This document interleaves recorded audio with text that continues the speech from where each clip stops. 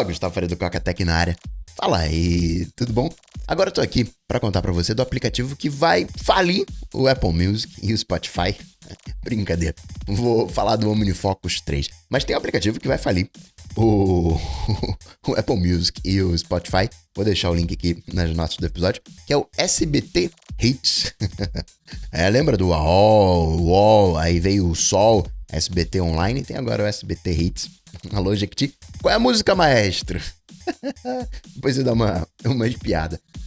Mas antes de falar do OmniFocus 3, né? Por que eu quero falar do OmniFocus 3? Saiu a versão, tem uma coisa aí de umas 2 semanas. Quero contar pra você o que tem de novo. Tem coisinhas bacanas, coisinhas muito esperadas no OmniFocus 3. Se vale a pena atualizar ou não. Não tem ainda uma versão pra Mac, então, né? Vai vir, mas como é que fica a sincronia, o que funciona, o que não funciona, eu vou contar tudo isso pra vocês já. Mas antes, deixa eu falar de um bundle, o Pay What You Want Super Bundle 2018. Aquele esquema de você paga o quanto você quiser. Destaque o Yumi FTP, um cliente FTP. Destaque também o Disk Drill Pro 3, que é uma ferramenta para você recuperar dados no Mac. É sempre bom você ter uma dessas na sua carteira de aplicativos, porque vai que dá ruim, você perde algum dado, tem como você pelo menos tentar recuperar com alguma solução assim, não é garantido, mas vale a pena tentar. E eu destacaria também o iCareFone, para você dar aquela azeitada e temperada no seu iPhone. Agora, falando do OmniFocus 3, ele tá mais amigo. Primeiro, o que você tem que entender, o OmniFocus, ele é um aplicativo, um software, no caso do Mac. Ele é um software, ele não é um aplicativo. Ele é complicado. Ele talvez esteja ali na beirolinha entre o aplicativo e o software. Esses aplicativos de produtividade, basicamente, são gerenciadores de listas de tarefas. Resumidamente, é isso. Só que o OmniFocus, ele é uma Ferrari. Por que eu digo isso? Quando você instala o OmniFocus, primeira coisa que ele diz, estuda aqui o OmniFocus, porque ele é complicado. As versões originais do OmniFocus, as antigas, elas não davam nem a visualização hoje, o básico, aquilo, o que eu preciso fazer hoje? Ele não te dava isso. Agora te dá, você tem o Forecast, agora ele te dá essa visualização. Inclusive o Forecast agora, ele permite que você exiba... Tem aquelas configurações, o que é hoje? Hoje é o que vence hoje é o que está sinalizado. Hoje também você pode escolher uma etiqueta, né? E aí você já pegou mais uma novidade. E agora a gente tem etiquetas e não mais contextos. Vantagens e desvantagens. O que é um contexto antes de tudo, né? Explicar o que é o contexto. Contexto é aquilo que você precisa para executar uma determinada tarefa. Só que o que aconteceu hoje é que etiqueta se tornou mais popular. E um contexto, quase como se contexto fosse uma única etiqueta, e etiquetas, você pode colocar várias etiquetas, mais ou menos isso. Por exemplo, você trabalha com a sua esposa e tem algo que você precisa resolver com a sua esposa. Então você vai criar um contexto esposa. Isso aqui eu preciso conversar com a minha esposa, decidir com ela isso aqui. Só que como você trabalha com ela, talvez seja uma coisa de casa, talvez seja uma coisa do trabalho. Então quando você coloca, isso aqui tá dependendo de tal pessoa, aí peraí, onde é que eu vou falar sobre isso, né? Que às vezes você não quer misturar, chegar em casa, ficar falando de trabalho ou vice-versa, né? Tá no trabalho falando de coisas de casa, você quer separar. Então você poderia agora, com esse modelo de etiquetas, colocar esposa, casa, né? 2 etiquetas, esposa, trabalho, separar. Quando você tem uma única etiqueta, quando você tem um conceito de contexto, o que você poderia usar, né? Você poderia colocar que, eu preciso da minha diretora de vendas, da minha diretora de... que seria a função que a sua esposa exerce na empresa, e deixaria esposa para as coisas de casa. É uma maneira de pensar. As ferramentas, né, que você precisa para executar uma determinada tarefa podem ser ferramentas, sim, de fato. Às vezes eu preciso de uma ferramenta tecnológica. Eu preciso do iPhone, ou do iPad, ou do Mac. Então você tinha um esquema de subcontexto. Era mega, hiper complicado. Hoje você coloca ali, para que eu preciso? iPhone, iPad e Mac. E aí é bacana porque você tá no meio da rua e só tá com o iPhone. Você pode ir na sua lista de tarefas e diz aí o que eu consigo fazer e depende única e exclusivamente do iPhone. Tem aquela lista, você mantém a sua produtividade. Você tem agora também a opção de ordenar manualmente as etiquetas. Facilita também. Às vezes você quer uma determinada ordem, agora você consegue.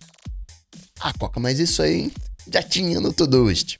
Pois é, aguenta aí. Por isso que eu falei, simplificou. O OmniFocus, ele é uma Ferrari. Para você dirigir uma Ferrari não é assim tão simples. Você precisa saber dirigir, digamos, aqui Ferrari como carro esportivo. Então você precisa saber dirigir em alta velocidade. A sua estrada, por onde você vai andar, tem que estar pronto para um carro em alta velocidade, senão seria irresponsabilidade. O OmniFocus, ele é um pouco disso. Você tem que preparar o seu ambiente, preparar a sua...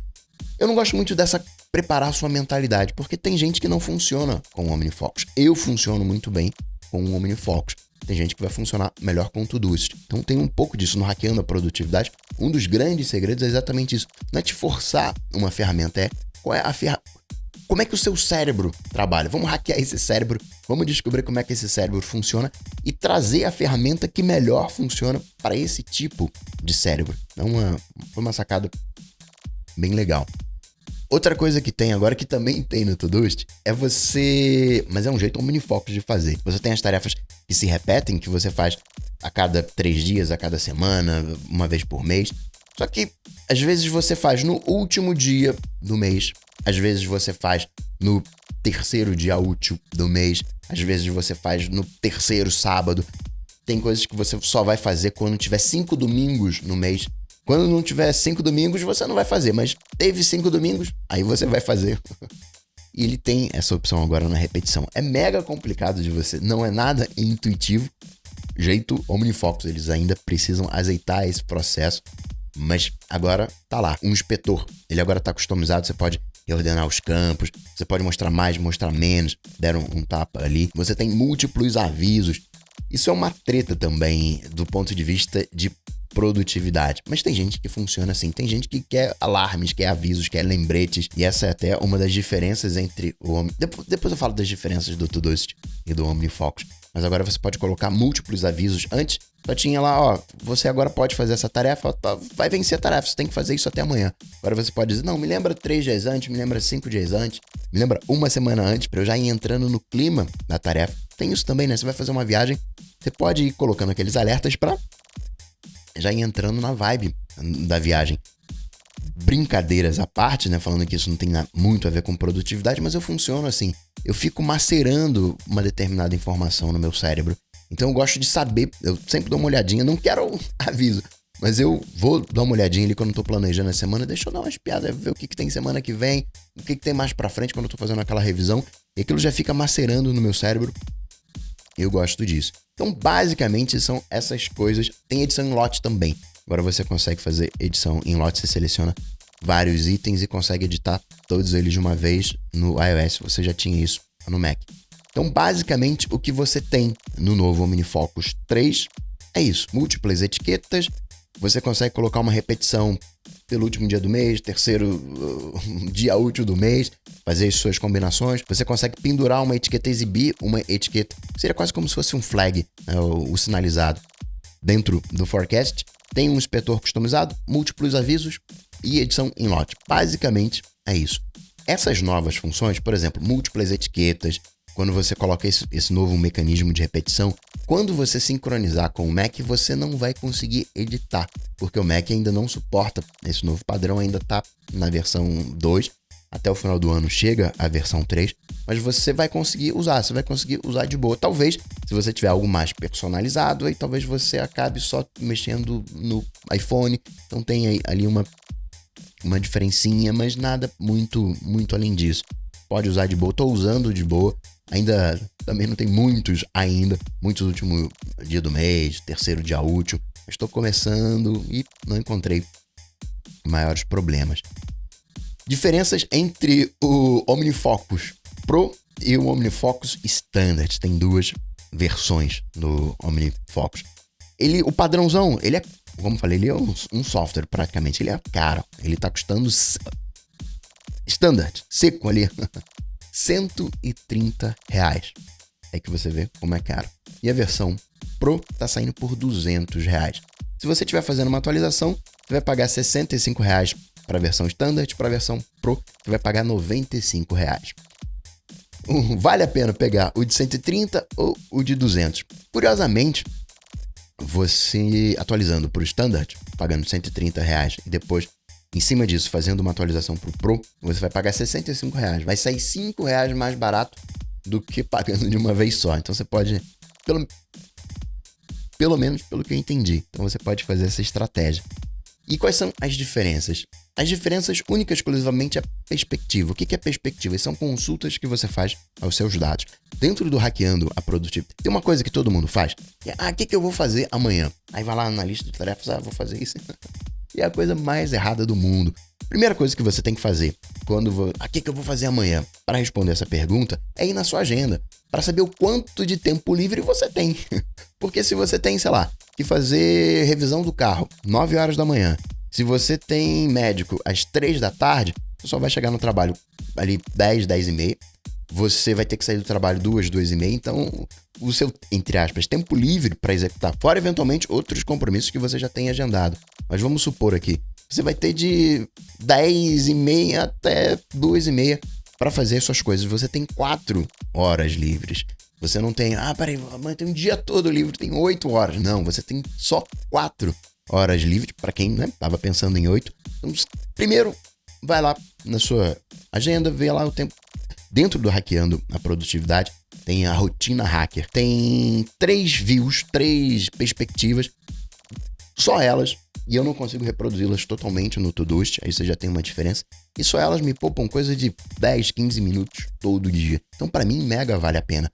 Agora, para você que, de novo, OmniFocus, Ferrari, permite que você vá mais além. Talvez o seu cérebro não precise disso, talvez o seu cérebro não funcione assim, mas o meu cérebro, ali rapidinho eu já consigo matar as coisas que eu vou fazer amanhã, eu já consigo me planejar, já consigo entrar em modo de execução. Então tem essas views, são 3 viewzinhas que matam completamente o problema, resolvem o problema por completo.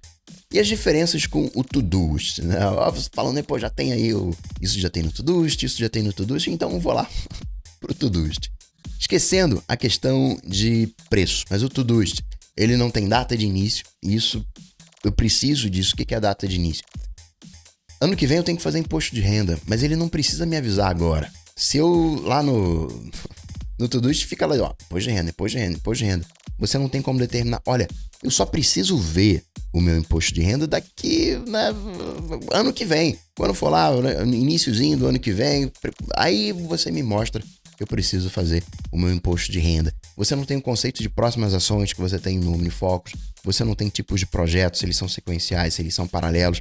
Ele cria, na verdade, um bolsão de tarefas. Você não tem um esquema de status. Você não tem revisão, esse planejamento que eu falei, que eu fico, ali na semana já faço uma revisão, já fico macerando as coisas que eu tenho que fazer lá na frente, no próximo mês.